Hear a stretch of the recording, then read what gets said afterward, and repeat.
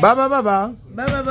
Haya vipi hapo? Kama kawaida. Na kuona nipo live. Umetabasamu umewaka? Yeah. Mezani kuna habari gani hapa? Bwana, hapa kuna habari mpya. Ndio. Tupo kwa Rojabale Cosmetics. Yeah. Bwana unaambiwa Rojabale amekuletea bidhaa mpya hii. Inaitwa hair wax. Hair remover. Wax strip. Yeah. Nimesemaje? Hair remover wax strip. So trip. Ndio trip garage, trip kwa Roja. Yeah. Okay. Bwana hii hapa ni hair remover wax strip. Kazi yake Kinyamuzi anaenda kukuelezea. Hii kazi yake bwana, hiyo unachukua unabandika kwenye kwapa, ukishabandika ukishavuta hivi nywele zimekuwa zimeondoka. Bwana tuiweke vizuri. Na pia hii kazi yake hiyo ni wavivu ambao wanaogopa kujikata. Njooni tuwasaidie. Njooni tuwaokoe. Kwa sababu huku na kiwembe hutaona.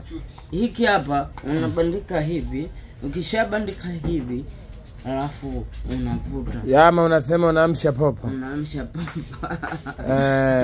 Nywele zinang'oka. Sio kwa pani tu, sehemu za siri kwenye miguu, sehemu yote ambayo unatamani kuona nywele. Basi tumia hii hapa. Njia za kwa shemshi. Safi kabisa. Tupo live na maisha. Makuyuni moja. Unatumia ile hapa bandiko. Lipo lenyewe kama li plaster, yani sijui ni duster. Hebu litoe. Ngoja litoe. Hebu litoe. Wale wavuvi, sijui ni wavivu. Kama ni mvivu wa kunyoa, njoo kwa Rojabale uchukue. Hilo hapo hilo. Bei ni shilingi ngapi? Bei ni 10,000, bei ni 10,000. Zinakaa 20.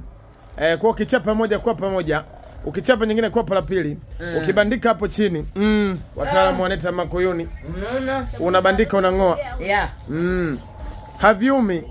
Utawaelezea majirani haviumi. Cheka vile unavyochikaga. Unabandika. Njoo kwa nani? Njoo kwa Rojabale Cosmetics. Tubandue nywele. Ama tukubandue nywele. Safi.